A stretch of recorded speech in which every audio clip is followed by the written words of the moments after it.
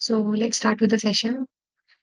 Before starting today's session, we are going to discuss a few things that we did earlier. So अभी तक we have a clear idea about what stat is, what is probability, and we were discussing something known as probability distributions. इसमें हमने एक distribution के बारे में पढ़ा था, that was normal distribution and standard normal distribution. Can you guys tell me what a probability distribution is? Yes, anyone. What is a probability distribution?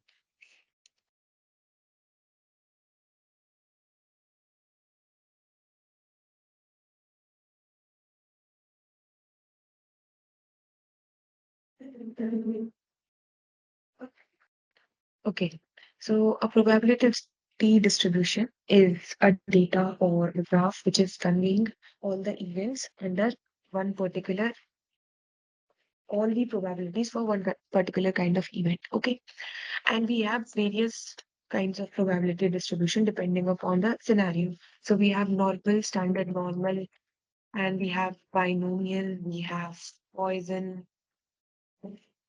और अपने पास गामा, बीटा काफ़ी सारे होते हैं, तो इनमें से कुछ हम पढ़ेंगे और अंडरस्टैंड करने की कोशिश करेंगे, where to use which one of them. So I had told you guys about normal and standard normal distribution. Can you tell me some characteristic features of normal distribution?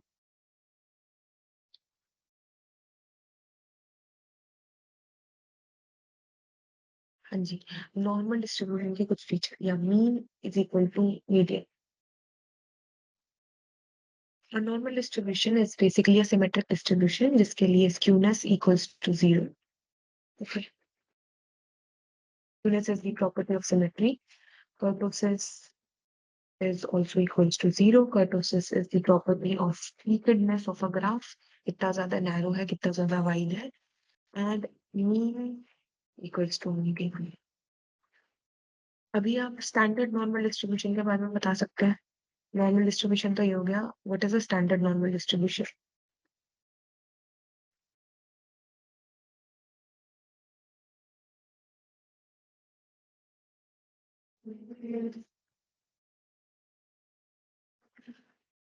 Okay, yeah. So in standard normal distribution, the average equals to 0 and the standard deviation is 1.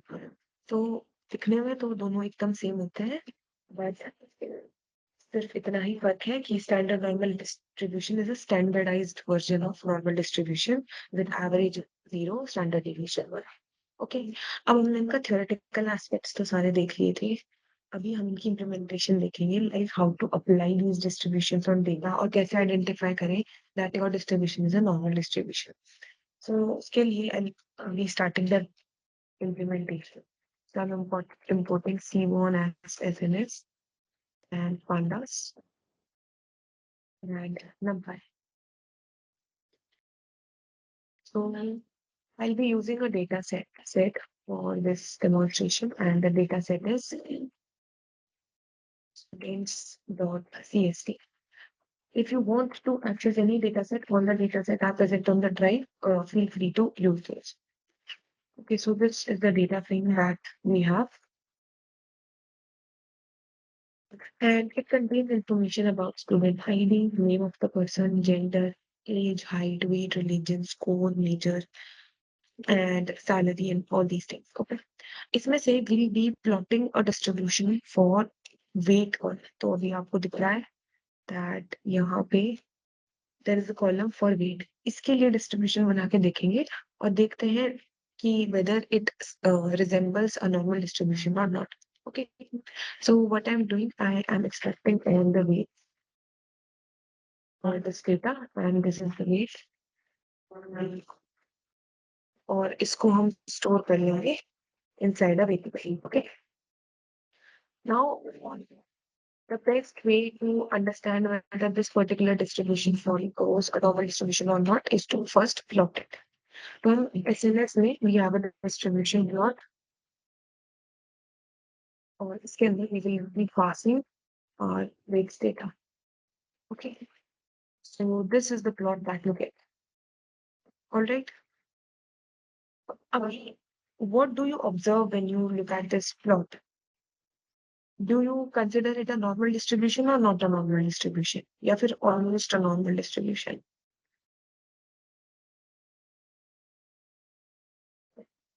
Okay, so it is not a normal distribution. Oh, all right. इसमें एक और parameter you guys can use. So it is his. This parameter is false. When you put it to false, only the curve is visible to it. So though it is a bell-shaped curve, जो कि normal distribution में देखने मिलता है, but this curve it is not symmetric. आप देख सकते हो कि थोड़ा लेफ्ट साइड की तरफ इट इज स्लाइटली skewed और आप देख सकते हो कि इसकी टेल भी जो है वो काफी एक्सटेंड कर रही है. Can you tell me what could be the reason of skewness? क्यों ये सिमेट्रिक नहीं है? But it is almost a normal distribution क्योंकि लाइक शेप वैसी है. और अगर ये वाली स्क्यूनेस ना हो so it would be like perfectly symmetrical. Can you tell me what is the reason of this skewness?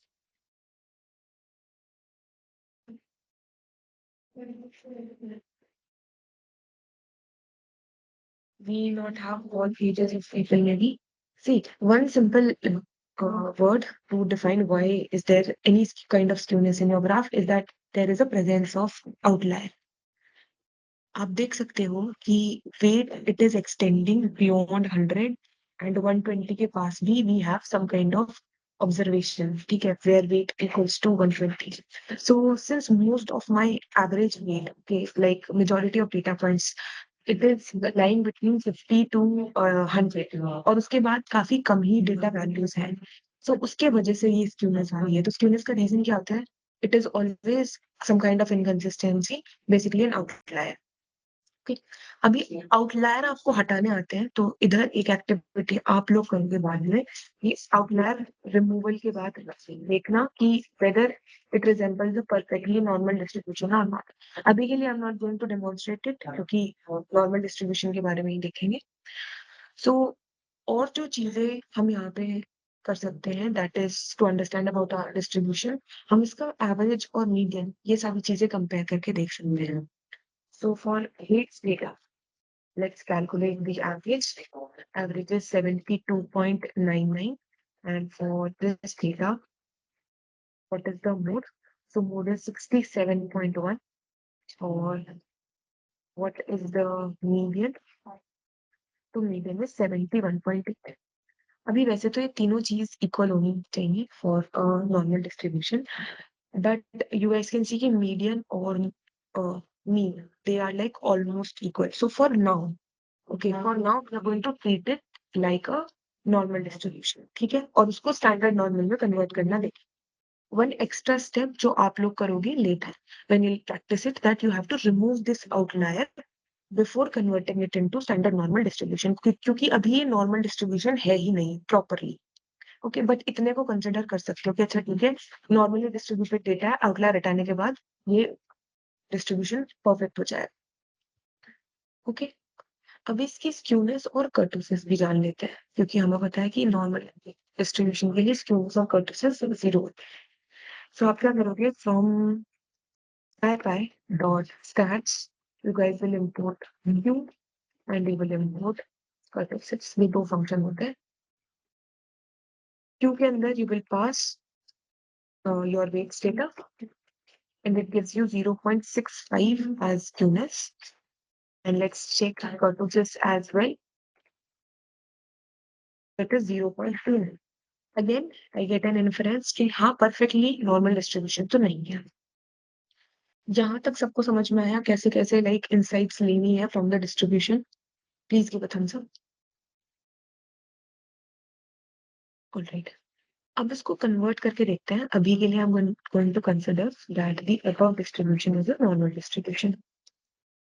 ठीक है, मैं बस एक assumption मान के चल रही हूँ ताकि मैं आपको कन्वर्ट करना सिखा सकूं. Now to convert it into Z distribution, we studied about measure of position that is called Z score. किसी को याद है Z score क्या होता है?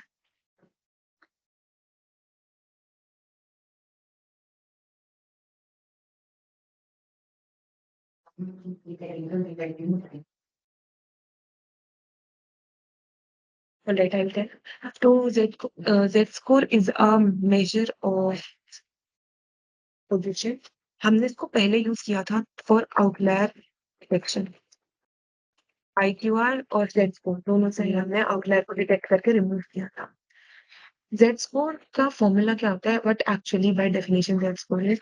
So it tells you how many standard deviation away is your data point from the mean. Okay, तो ये मेरे से बता रहा है कि every data point in my data, how many standard deviation away is it from the mean? Normally, जितना भी if you like do Z score of any kind of data, it is going to lie between 3 to uh, -3 standard deviation. ठीक है. तो Z score की range क्या होती है? Generally 3 to -3 होती है. इसके बाद वाले डेटा को हम आउटलायर कंसिडर करते हैं. ऑलराइट. तो Z स्कोर का फॉर्मूला क्या होता है? एक बार वो भी देख लेते हैं. So if I have a value x, तो उसमें से I will be subtracting mean of the data and divided by the standard deviation of the data. अब Z स्कोर को कैलकुलेट करने के लिए अगेन scipy.stats में we have a function Z score. इसको इंपोर्ट कर लेंगे और we will be passing our weights data here. Okay. This is the Z score of. अभी जो मेरा फर्दर डिस्ट्रीब्यूशन में बनाऊंगा, जब भी आपके पास में डेटा होता है और आप उसका Z स्कोर कर देते हो, if that data is a normally distributed data, तो Z स्कोर के बाद स्टैंडर्ड नॉर्मल डिस्ट्रीब्यूशन में कन्वर्ट हो जाता है. ओके. तो इसको स्टोर कर लेते हैं और इसको प्लॉट करके देखते हैं.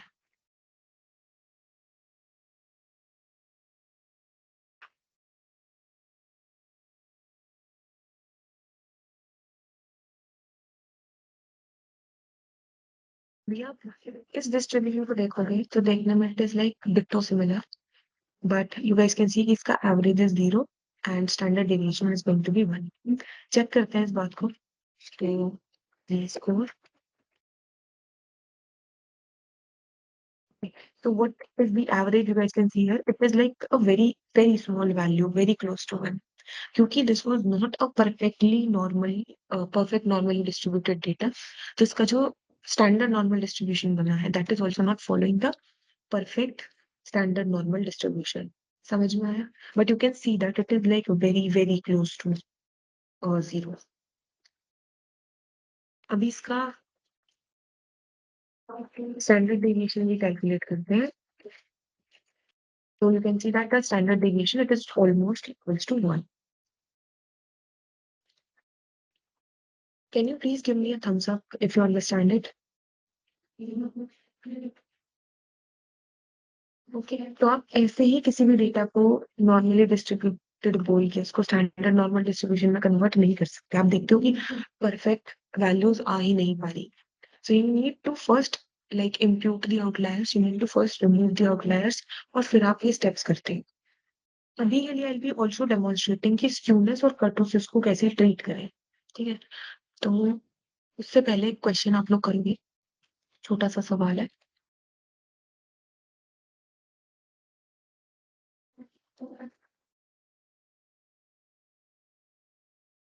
Okay, so you have a question for you guys. Weight of the student is 60. Find out how many standard deviation away the point is located from the mean. Average is 72.9 and standard deviation is 8.63. Basically, Z score निकालना है आपको. Can you guys do it?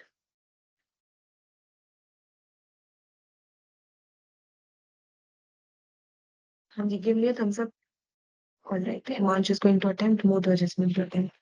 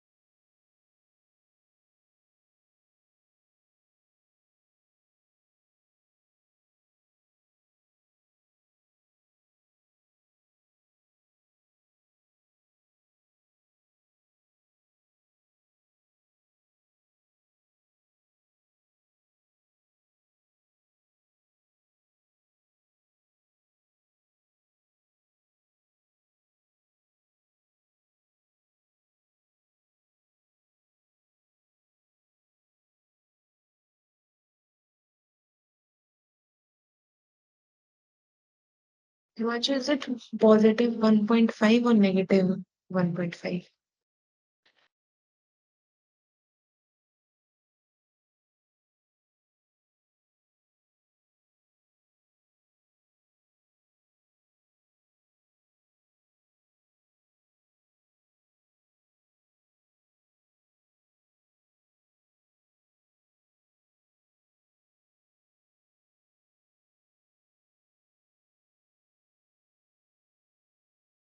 Okay, एक बार calculate करके देखते हैं। देखो, जो formula मैंने बताया था, इट वाज दिस, कि जो आपकी ऑब्जर्वेशन होती है आप उसको एवरेज में से सब्ट्रैक्ट करते हो और आप स्टैंडर्ड डेविएशन से डिवाइड कर देते हो। तो ऑब्जर्वेशन में ये क्या है कि वेट बोल रहे हैं कि स्टूडेंट का वेट जो है वो 60 है। एवरेज क्या है? एवरेज इज 72.9 और स्टैंडर्ड डेविएशन मेरे को दिया हुआ है 8.63।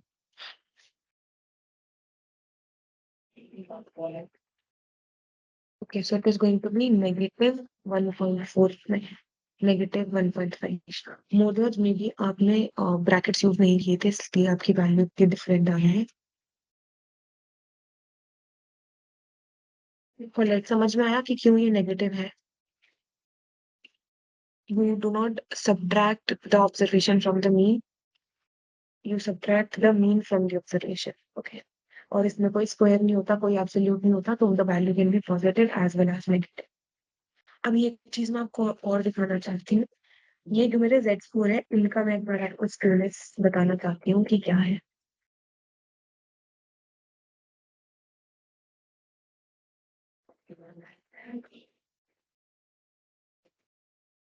तो इसकी जो स्क्यूनेस आई है 0.65 और पहले जो मेरी स्क्यूनेस आ रही थी it was 0.65088।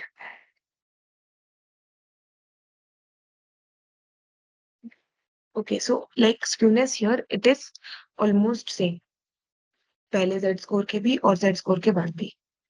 Now we are going to see how to treat this skewness, although I am going to like repeat myself here. Skewness like Z score निकाल लेना, it is also a way to treat skewness. तो कभी कभार जब आपका perfectly normal distributed data होता है, अगर आप उसका Z स्कोर कर देते हो तो कुछ हद तक स्क्यूनेस तब भी ट्रीट होगा। The main idea behind treating skewness is to remove outlier. अगर आउटलायर रिमूव कर दोगे तो स्क्यूनेस एकदम चली जाएगी। But there are also some other ways जिससे आप स्क्यूनेस जो है वो रिमूव कर सकते हो। तो we are going to have a look at those ways. Please give me a thumbs up अगर यहाँ तक सबको क्लियर है। What is a normal distribution, normal को स्टैंडर्ड नॉर्मल में कैसे कन्वर्ट करना है और कैसे कैसे आप चेक कर सकते हैं इन सब चीजों से। एक बार थम्स अप दिखा दो मुझे फ्रेंड। ओके, तो अभी हम क्या करेंगे, अभी हम एक डिस्ट्रीब्यूशन बनाएंगे। तो हम दो तरीके का डेटा बनाएंगे, एक होगा स्क्यूड और एक होगा अनस्क्यूड। अनस्क्यूड मतलब जिसमें स्क्यूनेस नहीं होती। और देखेंगे कि मतलब कैसे स्क्यूड डेटा को अनस्क्यूड में कन्वर्ट करें, स्क्यूनेस कैसे हटाएं without Z score. Z score से भी हट जाती है बट विदाउट Z स्कोर कैसे हटेगा। तो उसके लिए I am using a function of numpy library. So numpy में रैंडम मॉड्यूल में there is a function called log normal. अभी लॉग नॉर्मल क्या है? मैंने आपको रैंडम मॉड्यूल बताया था थोड़ा बहुत। एक बार मुझे थम्स अप दिखा दोगे अगर रैंडम मॉड्यूल बताया तो। बेसिकली रैंडम डेटा जितना भी जनरेट करना है, भले ही इंटीजर्स भले ही कोई डिस्ट्रीब्यूशन के फॉर्म में, सारा आप रैंडम मॉड्यूल से कर सकते हो। तो जितने भी मैंने अभी आपको डिस्ट्रीब्यूशन बताया, जैसे normal distribution, binomial distribution, beta, gamma, इन सब का एक एक फंक्शन होता है जब आपको रैंडमली डेटा जनरेट करना होता है, और ऐसा डेटा जो कि इस पर्टिकुलर काइंड ऑफ डिस्ट्रीब्यूशन पे फॉलो करे। ओके, तो ऐसे ही अपने पास एक डिस्ट्रीब्यूशन होता है दैट इज लॉग नॉर्मल। इसके बारे में पढ़ेंगे नहीं, बस इसको जनरेट करके देखेंगे कि डेटा कैसे होगा। तो लॉग नॉर्मल डिस्ट्रीब्यूशन जनरेट करने के लिए randomly I have this function, और इसमें I can provide the range कि मेरे को 0 से 1 के बीच की वैल्यू चाहिए और ऐसी 1000 वैल्यूज चाहिए। In this manner, the data that I will be generating, ये सारा का सारा, if I plug it, it is going to look like a log normal distribution। और ये डिस्ट्रीब्यूशन होता क्या है? अगर इस डिस्ट्रीब्यूशन की हर एक वैल्यू का मैं लॉग कर दूंगी, so it is going to become a normal distribution। समझ आया? इतना ही फर्क है बस दोनों में। अगर इसकी हर एक वैल्यू का लॉग हो जाएगा तो it will resemble a normal distribution. अभी इसको स्टोर कर लेते हैं and I know that this data is going to be skewed, तो मैं इसके लिए वेरिएबल का नाम भी स्क्यूड ही रखता है। ऑल्सो रैंडम के जितने भी फंक्शन है, जितनी भी बार आप रन करोगे आपका data is going to change. Okay, हर बार एक नया डेटा जनरेट होके आएगा। So if you want to fix your data कि आपका डेटा जो है वो जनरेट लाइक चेंज ना हो, इसी डेटा के लिए it is going to work every time you run a cell. तो उसके लिए we have a function that is called seed. Seed function याद है किसी को, क्या करता है एक बार ही बता दो मुझे। What does seed function do?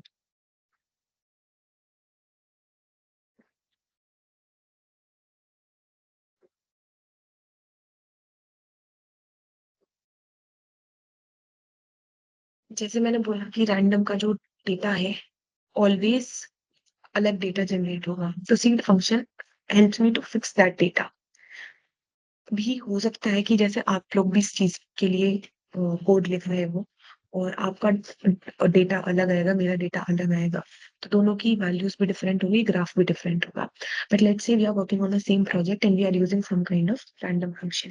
तो उस केस में वी वांट कि हमारा डेटा सेम है so that we can compare it on similar grounds.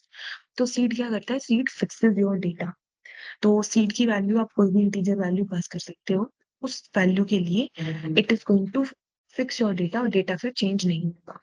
So if you use seed as zero before the log normal function, आपके लिए भी same data generate है। Got it?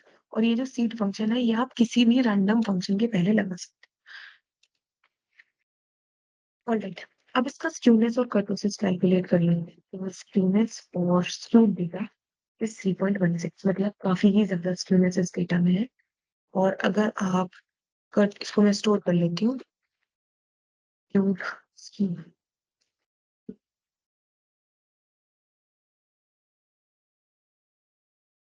कर्टोसिस भी calculate कर लेते हैं।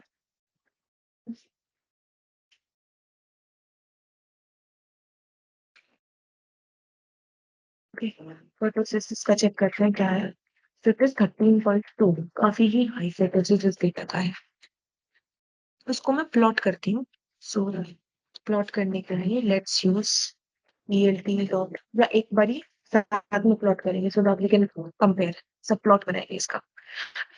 अभी मैं अनस्क्यूड डेटा भी जनरेट करना चाहती हूँ, तो मैं क्या करती हूँ, सिर्फ इस स्क्यूड डेटा का इसको अनस्क्यूड करने के लिए मैं इसको स्क्वायर रूट कर देती हूँ। So if you want to perform square root of each and every value of your data, you use dot SQRT function और इसके अंदर पास योर स्क्यूड डेटा। ठीक है, अभी इसको I am storing inside a variable and I am calling it unskewed. इसका skewness calculate करके देखते हैं। आप देख सकते हो, लाइक इफ यू कंपेयर, ये स्क्यूड डेटा की स्क्यूनेस है और ये अनस्क्यूड डेटा की स्क्यूनेस है। मैंने सिर्फ क्या किया कि स्क्यूड डेटा का स्क्वायर रूट कर दिया और स्क्यूनेस जो है वो घट गई।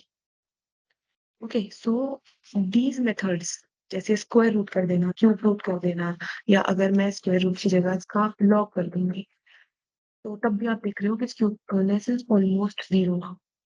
तो ये जो मेथड होते हैं इनको हम, इस पर्टिकुलर टेक्निक को हम प्रिमिंग टेक्निक बोलते हैं, जिससे आप क्या कर रहे हो, आप स्क्वायर रूट या फिर लॉग या क्यूब रूट कर रहे हो अपने स्क्यूड डेटा का and it is reducing the skewness of your data. एक तरीका ये होता है, दूसरा तरीका आउटलायर रिमूव होता है, आउटलायर रिमूवल होता है, तीसरा तरीका जेड स्कोर। समझ में आया? Please give a thumbs up if you understand it. इसकी कर्टोसिस अगर निकाल दोगे तो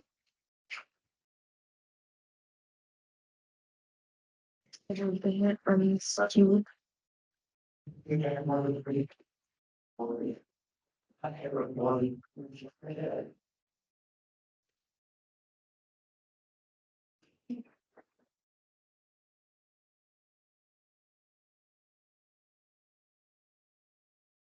और इसकी kurtosis -0.04, again very very low as compared to 13.6 kurtosis आ जाना।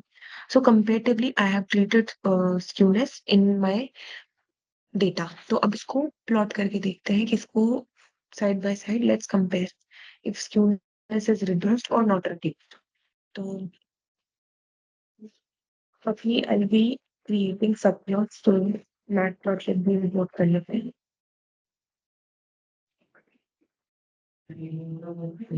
और सबप्लॉट फंक्शन यूज करेंगे। Anyways, recall the subplot function. हमने इसको यूज किया था to create multiple plots in a same figure. अभी चलो रिकॉल हो जाएगा अगर नहीं। तो सबसे पहले I be creating a figure container elt dot figure use करके, और मैं साइड बाय साइड दो प्लॉट्स बनाना चाहती हूँ।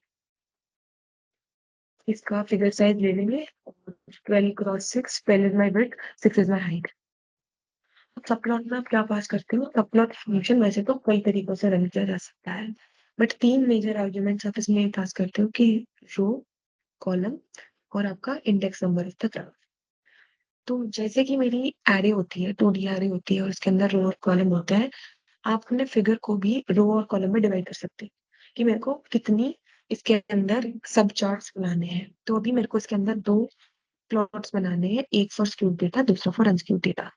सो I want it to be a 1x2 shape का फिगर कंटेनर।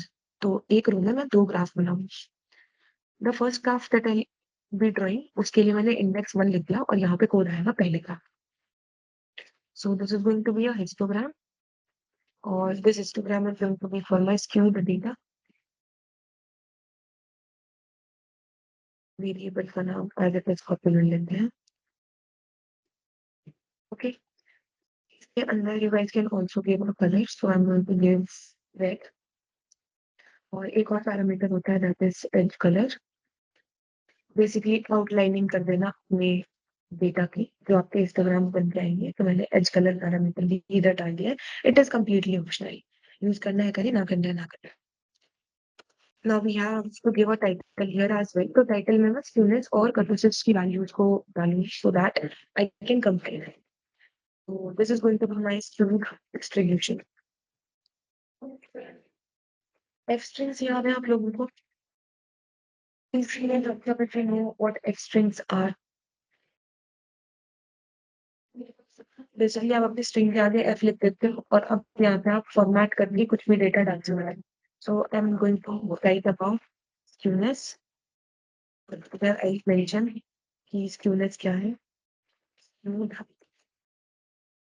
ये स्क्यूड ग्राफ के लिए स्क्यूनेस है, और similarly for purposes as well.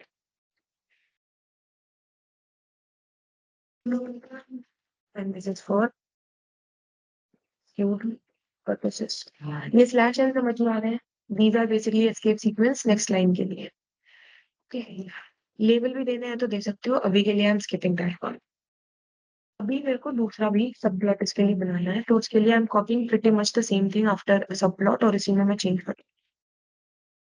So this is going to be my second subplot of this figure. तो यहाँ पे I am changing the index number, पहली चीज मैंने ये चेंज की है। दूसरी आई चेंज द कलर, तो कलर में रख रही है ब्लू। और क्योंकि ये अनस्क्यूड डेटा है तो let me get the variable. This is the variable unskewed के लिए, अनस्क्यूड का स्मूथनेस और अनस्क्यूड का kurtosis. Let's plot it. plt dot show. ये plt डॉट शो जो होता है, you use it to show your graph explicitly. जब सब प्लॉट कर रहे होते हो तो इसको सिर्फ एक ही बार यूज करते हैं लास्ट में, otherwise multiple times graph show होगा। मेरे को सिर्फ एक ही बार करना है all together. Please have a look at this graph. This is my original data जिसका skewness is 3.16, kurtosis is 13.2, and this is my एक second,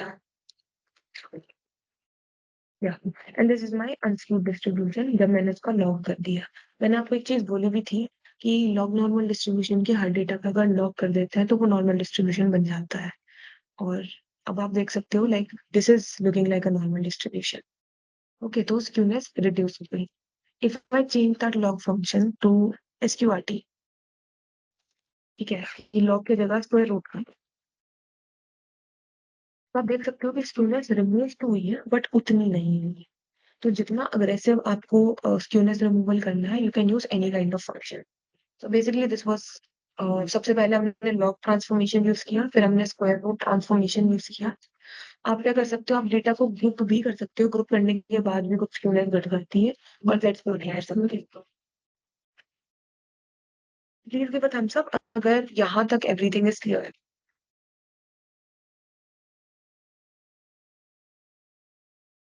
alright, will take a short break of 2 minutes, उसके बाद will continue again.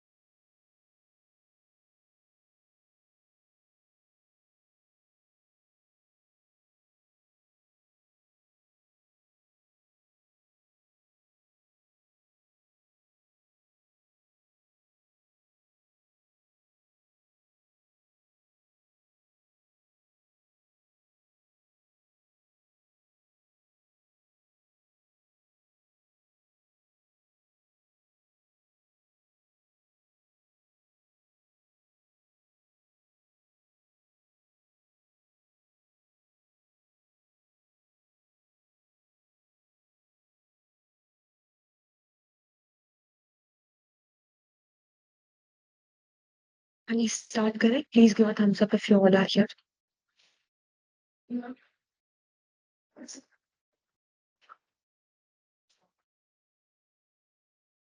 Okay, अब एक नए distribution के बारे में पढ़ते हैं, दैट इज बाइनोमियल डिस्ट्रीब्यूशन। इसका image is not loading properly, just give me a minute.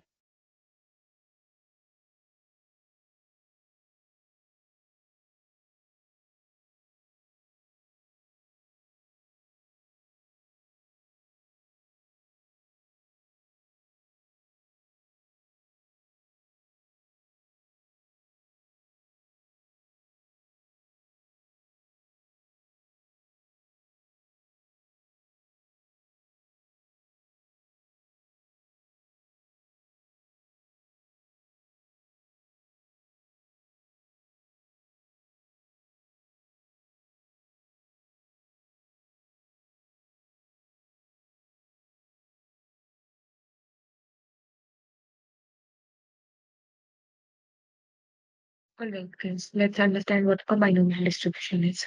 तो अभी नॉर्मल डिस्ट्रीब्यूशन में क्या था, जो वैल्यूज वी वर प्लॉटिंग वो कंटिन्यूअस वैल्यूज थी। तो you guys can have two kinds of values अपने डेटा में, एक होती है आपकी कंटिन्यूअस और दूसरी होती है डिस्क्रीट। कंटिन्यूअस कौन सी, लाइक फ्लोट वैल्यूज, डिस्क्रीट कौन सी, जो कि होल वैल्यूज होती है, या तो कोई कैटेगरी हो सकती है, या फिर 0 और 1 की फॉर्म में, या येस और नो की फॉर्म में हो सकती है। अगर मेरा फॉर्म वेरिएबल, ओके, वो क्या है, वो डिस्क्रीट है, तो उस पे मैं आपका नॉर्मल डिस्ट्रीब्यूशन नहीं बना सकती हूँ। मैं उसको नॉर्मल डिस्ट्रीब्यूशन की फॉर्म में प्लॉट नहीं कर सकती। मेरी वैल्यूज तो येस और नो की फॉर्म में है, और नॉर्मल डिस्ट्रीब्यूशन क्या होता है, वो कंटिन्यूअस प्रोबेबिलिटी डिस्ट्रीब्यूशन होता है। तो मैं उसकी को नहीं प्लॉट कर सकती एज अ नॉर्मल डिस्ट्रीब्यूशन। तो डिस्क्रीट वैल्यूज यानी येस और नो, ट्रू और फॉल्स, 0 और 1, जब मेरा डिस्ट्रीब्यूशन या फिर जो मेरा रैंडम वेरिएबल है, आउटकम वेरिएबल है, वो डिस्क्रीट हो, के लिए जो डिस्ट्रीब्यूशन होता है that is binomial distribution. So this is a discrete probability distribution. समझ में आया the difference between the two, क्यों नॉर्मल डिस्ट्रीब्यूशन की जो वैल्यू है वो इस पर्टिकुलर सिनेरियो में नहीं है। Okay, so for discrete data it is widely used. अभी इसका सिर्फ इतना ही फायदा नहीं है कि ये डिस्क्रीट डेटा के लिए यूज होता है, इसके और भी कुछ मतलब लाइक कुछ चीजें हैं that are unique to this distribution, तो उसके बारे में पढ़ते हैं। So binomial distribution is a discrete probability distribution that gives only two possible results in an experiment, या तो सक्सेस या फिर फेलियर, या फिर यस या फिर नो, दो के अलावा कोई भी पर्टिकुलर मतलब कोई भी तीसरा आउटकम इससे कन्वे नहीं हो। तो for a particular set of events, ठीक है, ये क्या करेगा, ये आपको प्रोबेबिलिटी बताएगा कि किसके सक्सेस की सबसे ज्यादा प्रोबेबिलिटी है। Okay, so the outcome will always be depicting about कि सक्सेस रेट किसका आई है और फेलियर रेट किसका आई है, इसके अलावा और कुछ कन्वे नहीं करता। सो it is what, it is a statistical probability distribution, जो क्या करता है, summarises the likelihood that a value will take one of the two independent values under a given set of parameters or assumptions। मतलब कि क्या, कि it summarises the likelihood कि या तो कोई इवेंट, अगर मैं ये वैल्यूज लेके चलती हूँ तो what is the probability that I am going to win, या I am going to get this particular value as a result, या फिर इसके ना होने की क्या चांसेस है, तो होना और ना होना इनके बारे में कन्वे करता है।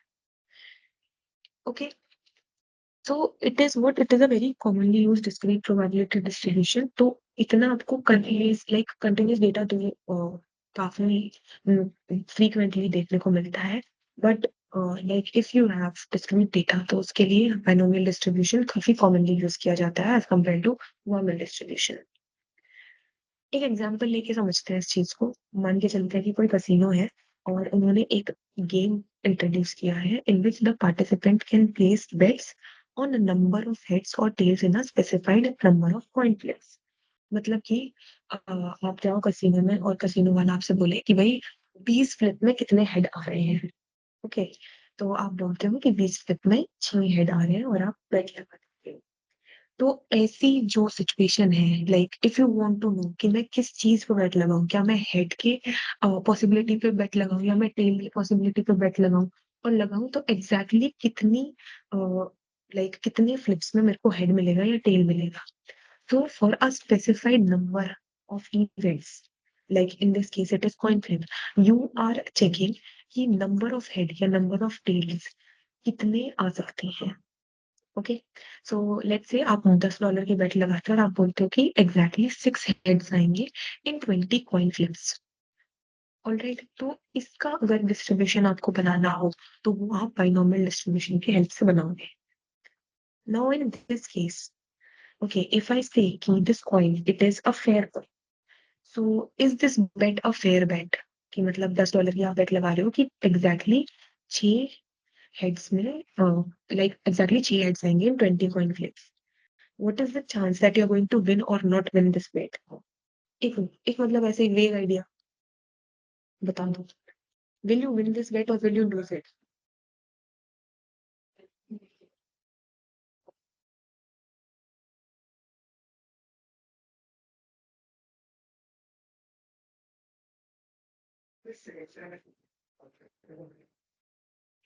अच्छा चलो ठीक है। Look at this particular graph number. Okay, this okay, you want me to repeat? ठीक है, I was asking कि there is a casino जिन्होंने इंट्रोड्यूस किया है कि you have to take in a specified number of coin flips, कितने head आ रहे हैं कितने टेल आ रहे हैं। आप $10 की बेट लगाते हो और आप बोलते हो कि एग्जैक्टली 6 हेड्स आएंगे in 20 coin flips. So will you win this bet or will you lose this bet? एक वाइल्ड गेस कर सकते हैं। Okay, Paras says maybe win. Okay, more than के अकॉर्डिंग लूज करने के चांसेस ज्यादा है। देखो ideally speaking if this is a fair coin, तो the probability of getting a head and getting a tail, these probabilities are same. Okay, ideally I should have made a bet for 10 heads या फिर 10 tails in 20 coin flips, equal number of times आने चाहिए। I am speaking for a ideal case, और अभी हम ideal scenario ही लेके चलेंगे। So in this case the person will use a bet. But अब इस चीज को मैंने तो इतना इजीली बोल दिया कि हाँ ठीक है हार जाएगा bet, but what if I want to like I want to plot all these probability. तो इसके लिए क्या फॉर्मूला होता है, कैसे आप कैलकुलेट करते हो? बाइनोमियल डिस्ट्रीब्यूशन हम प्लॉट करेंगे, बट उसके पीछे कुछ फॉर्मूला तो होगा। लाइक स्टैंडर्ड नॉर्मल के लिए जी स्कोर यूज होता था, तो इसके लिए क्या यूज होगा? So let's talk about the formula for binomial distribution now. So there are two parameters which will be used in a binomial distribution. एक होता है p, दूसरा होता है n। जब हम बोल रहे हैं कि बाइनोमियल डिस्ट्रीब्यूशन आपको स्पेसिफाइड स्पेसिफाइड इवेंट्स में for a specific number of finite event, वो आपको प्रोबेबिलिटी बता रहा है किसी चीज की। तो here n is going to state कितने नंबर ऑफ टाइम आपका एक्सपेरिमेंट रन हो रहा है। Here in this case it is 20। P is the probability of any one outcome, जिसके लिए आप बेट कर रहे हो मे बी, इसके लिए आपको चेक करना है। सो P is the probability of that outcome, जो कि क्या हो जाएगी 0.5 इन दिस केस। ठीक है, दो आउटकम हो सकते हैं, एक हेड है, सो 0.5। X is the number of times for a specific outcome within n trials। अब ये क्या चीज है कि हम बोल रहे हैं कि X is the number of times for a specific outcome within n trials, मतलब जो 20 बारी एक्सपेरिमेंट रन कर रहा है, उसमें से आप कितनी बारी बोलते हो कि ये पर्टिकुलर जो वैल्यू है कि लाइक यहाँ पे हमने बेट किया कि 6 बार हेड आएगा। So this 6 here is X। हाँ जी, सो X क्या है? X is the number of times जिसमें आप बोल रहे हो कि एक पर्टिकुलर इवेंट अकर होगा। फिर एक पैरामीटर होता है दैट इज क्यू। तो Q is the probability of failure of any single trial. जब हम बोल रहे हैं कि ये सक्सेस वर्सेस फेलियर बता रहा है, तो आपको क्या बताना है? आपको फेलियर का भी यहाँ पे डिफाइन करना है। There are two major variables p और n। n is the number of times experiment run हो रहा है, p is the probability of any outcome, और इसके अलावा दो और वेरिएबल्स होता है which are x and q। Mathematically जो इसका फॉर्मूला होता है it is this. So the combination of n and x into p raised to the power x into q raised to the power n minus x। Please मेरे को बताओ जहां तक formula clear है या नहीं है।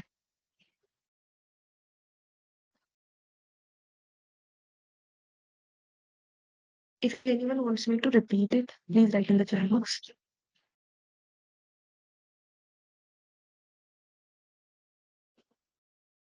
Okay. अभी मेरे पास क्या है? मेरे पास इस पर्टिकुलर एग्जांपल के लिए वैल्यूज भी है। So let's put these values in the formula. और जब आप इनको पुट करते हो, सो एन क्या है? मेरा एक्सपेरिमेंट कितने टाइम रन कर रहा है? So it is running 20 times. So n equals to 20। Combination के फॉर्मूला को एक्सपैंड कर देंगे, सो 20 फैक्टोरियल डिवाइड बाय 6 का फैक्टोरियल इंटू 20 माइनस 6। 6 क्या है? मैंने कितने पे वेट लगाई है। ओके, फिर आप क्या करते हो? मल्टीप्लाई करते हो by the probability of winning for any one outcome, again multiplied by x फॉर्मूले के अकॉर्डिंग। फिर आपका probability of losing to the raise to the power of n minus x, and this gives you the probability कितने chances हैं that this particular thing है इसके होने। so the probability of exactly 6 heads occurring in 25 hits, it is 0.0369। so very low probability, 3.7% chances है। ये मेरे को कैसे पता लगा? ये मेरे को बाइनोमियल डिस्ट्रीब्यूशन के फॉर्मूले से पता लगा। तो अगर मैं एक पर्टिकुलर वैल्यू के लिए कर सकता हूँ, 6 हेड्स के लिए कर सकती हूँ, तो मैं मल्टीपल के लिए भी कर सकती हूँ। इसीलिए जब आप इसको प्लॉट करते हो, like here I have this picture जो कि शो कर रहा है व्हाट इज द प्रोबेबिलिटी की 0 से लेके आई गेस 20 तक में बता रहा है कि कितने हेड होने के चांसेस, मतलब किसके लिए प्रोबेबिलिटी सबसे ज्यादा है। सो 10 के लिए you guys can see that the probability is maximum. Please give a thumbs up if you understand it.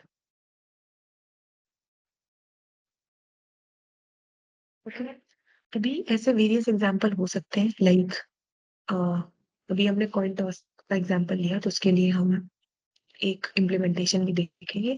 Similarly अगर आप डाइस का एग्जांपल लो कि मतलब मैं अगर 2 डाइस रोल कर रही हूँ, तो क्या चांसेस है, मतलब किस पर्टिकुलर सम के आने के चांसेस सबसे ज्यादा है। So all those things they can be like plotted using binomial distribution. Okay, so all in all binomial distribution is used to figure probability of pass और फेल आउटकम इन अ सर्वे। ठीक है, कि एक एक्सपेरिमेंट को अगर मैं नंबर ऑफ टाइम करती हूँ, तो कौन सा पर्टिकुलर आउटकम है जिसके ज्यादा फेवरेबल इवेंट्स होंगे। ऑलराइट, तो फोरकास्टिंग में और बिजनेस डेवलपमेंट में और इन्वेस्टमेंट एंड ऑल में जो बाइनोमियल डिस्ट्रीब्यूशन है it is like very important. अगर किसी बैंक को चेक करना है कि अगर मैं किसी पर्टिकुलर बंदे को लोन दे देता हूँ तो what would be the chances कि he will be a defaulter, और मैं ऐसे कितने और बंदों को लोन दे सकता हूँ इससे पहले कि बैंक जो है वो इंसॉल्वेंट हो जाए। सो all those events, all those probabilities, these can be plotted using binomial distribution. Okay, और इसका एक सिंपल सा जो हमने इधर किया, हम उसी पर्टिकुलर एग्जाम्पल का एक इम्प्लीमेंटेशन देखेंगे, बट उससे पहले मैं 3-4 चीजें और बता देती हूँ। For a binomial distribution, average और वेरिएंस ये सब अलग तरीके से कैलकुलेट होता है। Here are some formulas. अगर आपको मीन कैलकुलेट करना है तो उसकी फॉर्मूला हो जाती है n into P, and again number of times experiment run हो रहा है, p is the probability, variance होता है n into p into q, और standard deviation होता है the root of variance। Okay, ये दो चीजें प्लीज ध्यान में रखना, it is not the same जो हम करते आ रहे थे। अभी एग्जांपल ले लेते हैं और like use the binomial distribution, हमें फंक्शन इंपोर्ट करना पड़ेगा that is called binomial. Okay, भी हम सेम सिनेरियो लेते हैं। The value of n here is 20, number of coin flips, और probability of success is 0.5, getting heads। heads के लिए हम कर रहे हैं। ऑलराइट, अभी मेरे को क्या करना है, मेरे को एक बाइनोमियल डिस्ट्रीब्यूशन बनाना है। So for this value of n and for this value of p I want to create a binomial distribution. तो उसके लिए आप क्या करते हो, like here I'm going to write the formula for it. So binom is a function जो हमने input किया है and pass the value for n and p. Okay. इसको जब आप रन करते हो तो it gives you some kind of object value. You are not able to see what are the actual values. उसके लिए देखते हैं कि क्या कैसे values visible होंगी। So right now we have just created the object of the binomial function, or for n equals to 20 and probability equals to 0.5. Let's store it. So this is going to be my binomial distribution. दूसरी चीज क्या करनी है, मेरे को values भी generate करनी है। मेरे को कहाँ तक की प्रोबेबिलिटी के लिए देखना है, लेट्स से मैं 0 से लेके 20 तक की प्रोबेबिलिटी के लिए देखना 20 तक n की वैल्यू के लिए देखना चाहती हूँ कि हाईएस्ट प्रोबेबिलिटी किसके लिए है। तो एक क्या करेंगे, एक एरे बना लेंगे for values of x। x क्या है अपनी कि कितने कॉइन फ्लिप, 0 1 2 3 ऐसे करके। So x के लिए np.arrange function I am using, which is going to create me an array starting from 0 till n plus 1. ठीक है, so मेरे पास x की वैल्यू आ गई starting from 0 और 20 तक आ गई। Got it? अब मेरे को इनके लिए probabilities calculate करनी है using this binomial distribution का object. So again you will be using a function that is called, just a moment, that is called PMF. अभी PMF क्या होता है पहले इसके बारे में देखते हैं। So there are two kinds of functions, एक होता है PMF और दूसरा होता है PDF। तो PMF is probability mass function, PDF is probability distribution function। अगर जो मेरा डिस्ट्रीब्यूशन है वो डिस्क्रीट वैल्यूज के लिए काम करता है तो हम उसके फंक्शन को PMF फंक्शन बोलते हैं। अगर जो मेरा डिस्ट्रीब्यूशन है that is working for continuous values, तो उसका जो फंक्शन होगा वो PDF फंक्शन होगा। और ये कौन से फंक्शन है जो अभी मैंने फॉर्मूला पढ़ाया, उन्हीं फंक्शंस को PMF और PDF बोल रहा है for discrete distributions and for continuous distribution respectively. Okay, तो यहाँ पे if I pass the value of x I be getting their probabilities. इसके लिए कि 0 फ्लिप के लिए क्या चांसेस है, 1 के लिए क्या चांसेस है, 2 के लिए and so let's run it, and these are the chances that I get over here। Got it? अभी looking at this probability, no clear distinction कि कौन से पर्टिकुलर के लिए the probability is high। So let's plot it। तो plot करने के लिए we'll be using a line plot from CMS और Seaborn library। इसमें x की वैल्यू डालेंगे। So for x axis मेरे पास क्या है, I have this array, and for y axis है को probabilities चाहिए। So ये पूरा का पूरा function I'm passing here। Alright, के लिए कलर भी दे सकते हैं, so the colour I am giving you sky blue, और एक मार्कर भी दे देते हैं, तो the marker is let's do plt dot show और फॉर ईज ऑफ अंडरस्टैंडिंग यहाँ पे ग्रिड भी यूज करते हैं, सो plt dot grid is true. So this is the distribution that I get. Sure, on the x-axis I have the values of coin flips 0 से लेके 20 तक, and here I get to know कि 10 coin flips के लिए maximum probability है. So if I want to place a bet, there is a very high chance कि मैं अगर 10 coin flip पे place करती हूँ, so I'm going to win. Got it? यहाँ से भी डायरेक्टली आपको समझ में आ जाता कि किस पर्टिकुलर वैल्यू के लिए ज्यादा प्रोबेबिलिटी है. For that if you use a function arg max, ये arg max क्या फंक्शन होता है? अगर यू यूज मैक्स, तो मैक्स आपको देगा maximum value. This is the maximum probability. But मेरे को जानना है ये मैक्सिमम प्रोबेबिलिटी किस ऑब्जर्वेशन के लिए आ रही है. So arg max give you the index number of the maximum number, और क्योंकि ये 20 वैल्यूज हैं, so I be getting an idea कि जिस इंडेक्स नंबर की वैल्यू मैक्सिमम है उसी index number, so that is for the value of X, कि x इक्वल्स टू 10 पे I'll be getting what? The maximum probability. Okay, क्योंकि 0 to 20 मेरी value of x है, और मेरा ये पर्टिकुलर जो एरे है it is also from 0 to 20. All right, please give a thumbs up if you guys understand it.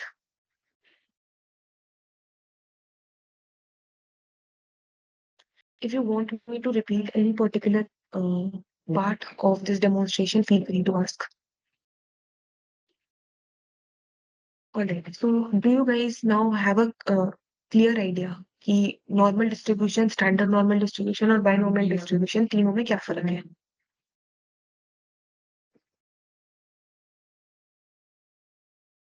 Okay, एक और डिस्ट्रीब्यूशन के बारे में हम पढ़ेंगे. वैसे तो काफी सारे होते हैं, but I'll be teaching about 5 distribution, जिसमें से 3 हमने कर लिया है, 2 हम आने वाले टाइम में करेंगे. So there is a distribution called Poisson distribution. अभी यहाँ पे बाइनोमियल डिस्ट्रीब्यूशन बाय डेफिनेशन उसका लाइक फीचर्स क्या होते हैं, that it works for a finite number of events, कि मेरे पास n की एक वैल्यू होती है.